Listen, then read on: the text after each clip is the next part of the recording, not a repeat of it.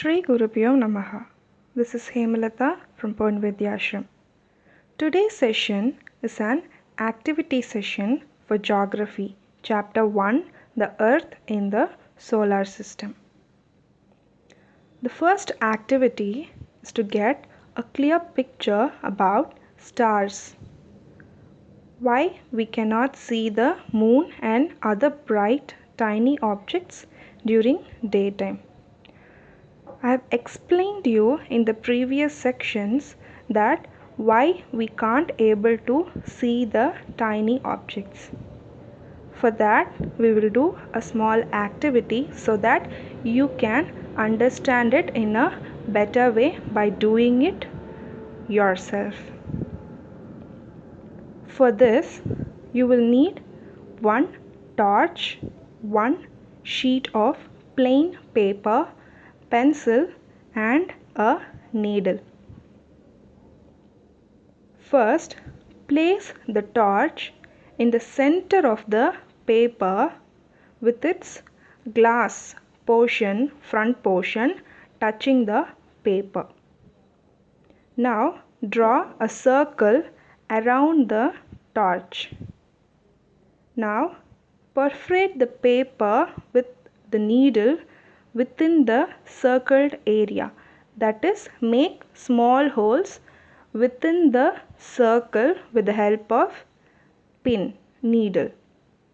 Now place the perforated circle part of the paper on the glass front and wrap the paper around the torch with a rubber band.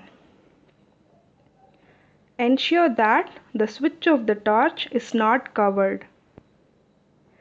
In a dark room, stand at some distance facing a plain wall. Switch off all other lights. Now flash the torch light on the wall. You will see numerous dots of light on the wall, like stars shine in the night. Switch on all the lights in the room. All dots of light will be almost invisible. Now you can compare the situation with what happens to the bright objects of the night sky after the sun rises in the morning. When the lights were switched off, imagine that is night, and the stars through the holes. The torchlight which penetrates through the holes are the stars. When the light was switched on again of the room, imagine that the light is the sun. When the sun rises, the brightness of the tiny objects become dull, so that we can't able to see the light of that dull stars. Now you can imagine it and you will get a clear picture why we can't able to see the tiny objects during daytime. Second activity. For the second activity is about our solar system. That is all the celestial bodies, especially the planets. So you all know that each planet is different in its size and is placed in different orbits. Now, if we arrange planets from big to small, the order will be Jupiter, Saturn, Uranus, Neptune, Earth, Venus, Mars and Mercury. What is the original order of the planets? Mercury, Venus, Earth, Mars, Jupiter, Saturn, Uranus and Neptune. You all know very well about these orders. So for the activity which we are going to do now, you need papers, a chart, gum, scissors and colors. Now take a paper, draw planets according to its size. Now color the planets. Now cut the drawn planets. Make another set of planets. Keep 2 sets of planets. Now stick one set in the order as it is placed in the solar system, like Mercury, Venus, Earth, Mars, Jupiter, Saturn, Uranus and Neptune. Now below that, stick the other set according to the size of the planets in decreasing order, that is Jupiter, Saturn, Uranus, Neptune, Earth, Venus, Mars and Mercury. So make a chart about our solar system. For the third activity, you have to make a puzzle. You need an A4 sheet and sketch pens. To make a puzzle, you have to pick words of celestial bodies like Mercury, Venus, Moon, asteroids, Ceres, etc. Now make a puzzle. For example, if you make Neptune as the first word, from that T will be chosen, and from the T you will be writing Titan. It is a moon. So for like that, make puzzle on your own. Now the fourth activity is to make your own sentence to memorize the planets in its order. In previous session, I have told my very efficient mother just served us nuts. So this is a sentence. In the first letters, you will arrange the planets.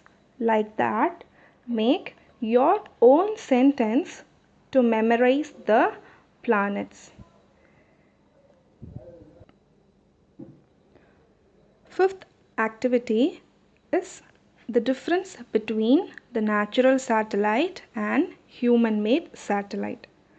I had explained you that what is natural satellite and what is human-made satellite in previous sessions, isn't it?